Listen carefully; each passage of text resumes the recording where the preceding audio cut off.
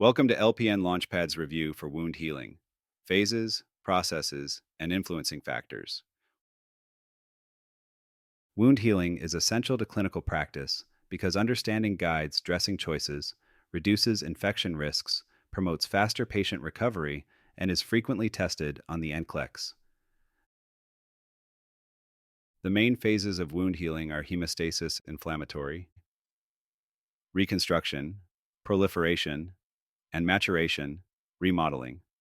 Each phase contributes distinct cellular and physiological changes that promote tissue repair.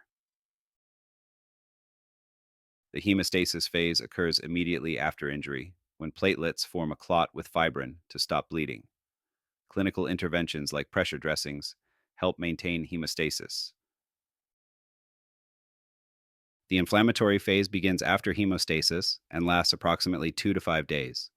It is marked by redness, heat, swelling, and pain, as leukocytes arrive to fight infection and clear debris.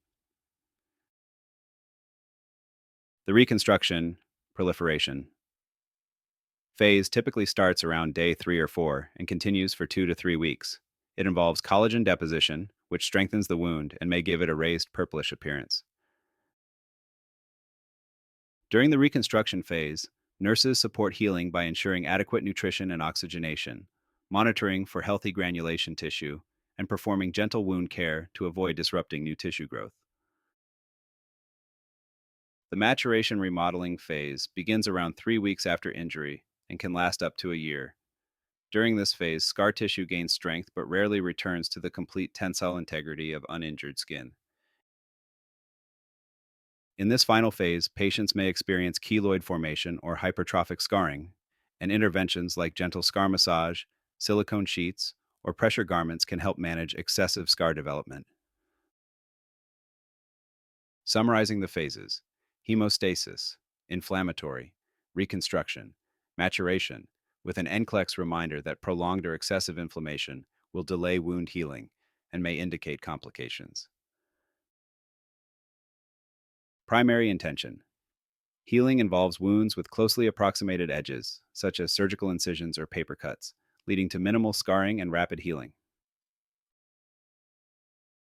Clinical applications of primary intention include closure methods like sutures, staples, steri-strips, or surgical glue. Nursing responsibilities include keeping incisions clean, monitoring infection, and watching for dehiscence. Secondary intention: healing applies when wound edges, such as pressure ulcers or large traumatic wounds, cannot approximate, or the edges of the wound cannot touch. Secondary intentions result in granulation tissue formation, longer healing times, and more scarring. For secondary intention, nursing care emphasizes using appropriate dressings to absorb drainage and protect granulation tissue. Sometimes, wound VAC therapy is employed, with an understanding that open wound beds carry a higher infection risk. Tertiary intention, also called delayed primary closure, occurs when a wound is initially left open, often due to contamination or infection, and then surgically closed later. Tertiary intention produces a more prominent scar than primary or secondary closure alone. Nutritional factors are crucial for wound healing, highlighting the need for protein, vitamins A and C, and minerals like zinc. Nurses may encourage high protein diets or use enteral TPN support if oral intake is insufficient. Adequate hydration typically requires 2,000 to 2,400 milliliters of fluid per 24 hours, with nurses monitoring intake and output to promote circulation, tissue perfusion, and effective wound repair. Balancing rest and activity is necessary to prevent future stress, and teaching patients to splint their wounds, especially when coughing, helps reduce the tension that might lead to dehiscence.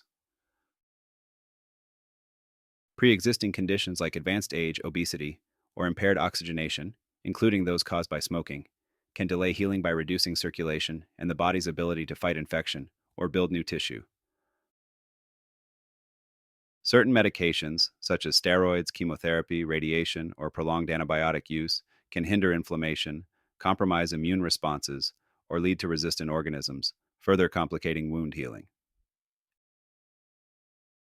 NCLEX practice. Question 1. Which wound healing phase is characterized by collagen formation and the development of immature scar tissue that appears raised and purplish?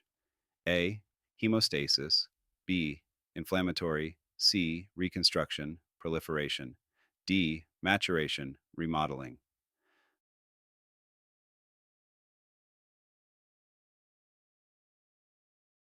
The correct answer is C.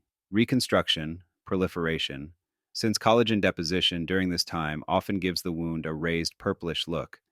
This phase typically begins around day 3 or 4 and lasts a few weeks. NCLEX practice. Question 2. A large surgical wound was left open due to infection and later closed with sutures. Which healing process best describes this scenario? A. Primary intention. B. Secondary intention.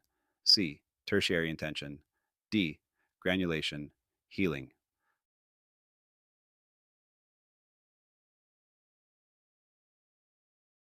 The correct answer is C. Tertiary intention, where the wound remains open to manage infection or drainage before final closure, producing a more prominent scar than primary or secondary healing.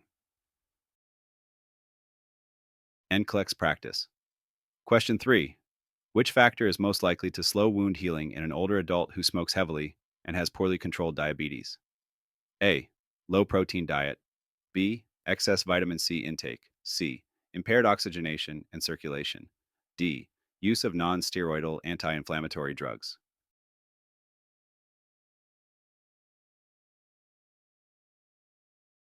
The correct answer is C. Impaired oxygenation and circulation, as smoking causes vasoconstriction and diabetes hampers microcirculation, severely restricting the nutrient and oxygen supply essential for tissue repair.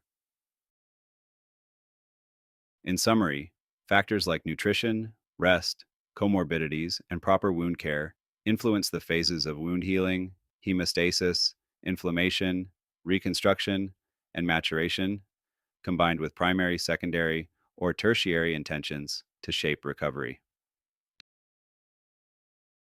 Thanks for joining this comprehensive overview of wound healing phases, processes, and influencing factors. Please feel free to ask questions in the comments. I will respond to all questions related to any part of nursing school. Hey there. This is Brian, the creator of LPN LaunchPad. I aim to give every student a fair review for the NCLEX for free using YouTube videos that can be watched or listened to without losing value. It may be free, but it is still valuable. If you find these reviews helpful, help me keep this project alive by hitting the like and subscribe buttons and continuing to watch my videos. Also, check out the free ChatGPT NCLEX review quizzes I have made to accompany these videos. A link is in the description or search for LPN LaunchPad in the Explore GPT box. This review has been an LPN LaunchPad production. We care for our future nurses by freely sharing knowledge.